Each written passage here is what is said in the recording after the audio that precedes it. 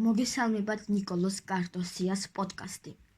დღევანდელი თემაა წმინდა წერილის სიღრმე, ნაწყვეტების განხილვა. იოანეს სახარების მესამე თავი, მე-18 მუხლი. მას ვინც ირწმუნებს არ განიკითხება, ხოლო ვინც არ ირწმუნებს უკვე განკითხულია, რადგანაც არ ირწმუნა ღვთის მხოლოდ შობილი ძის სახელი.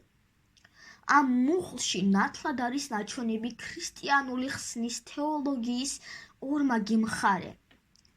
პირველი, განკითხვისგან გათავისუფლება. ვინც ირწმუნებს არ განიკითხება.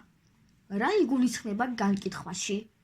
ეს არის სასჯელი ან მსჯავრი, რომელიც მოსდევს ცოდვასა და ღმერთთან განშორებას. რატომ არ განიკითხება მორწმუნე? იესო ქრისტეს რწმენით ადამიანი გადადის სიკვდილიდან სიცოცხლეში.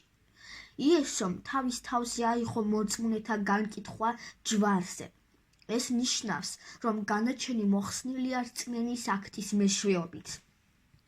ხაზი უნდა გაისვას, რომ რწმენა აქ არ არის პასიური იდეა, არამედ აქტიური ნდობა ღვთისძის მიმართ.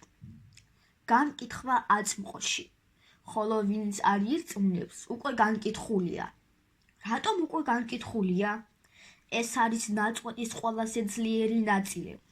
ეს ნიშნავს, რომ ადამიანი, რომელიც უარყოფს იესო ქრისტეს, რჩება იმ მდგომარეობაში, რომელშიც დაიბადა, ღმერთთან განშორების და ცოდვის მდგომარეობაში. განკითხვა არ არის სამომავლო აქტი, არამედ დღევანდელი რეალობა ურწმუნო ადამიანისთვის. მიზეზი ისევ და ისევ არის ღვთის მხოლოდ შობილი ძის სახელის უარყოფა, რომელიც ღმერთმა ხსნისთვის მოგვცა.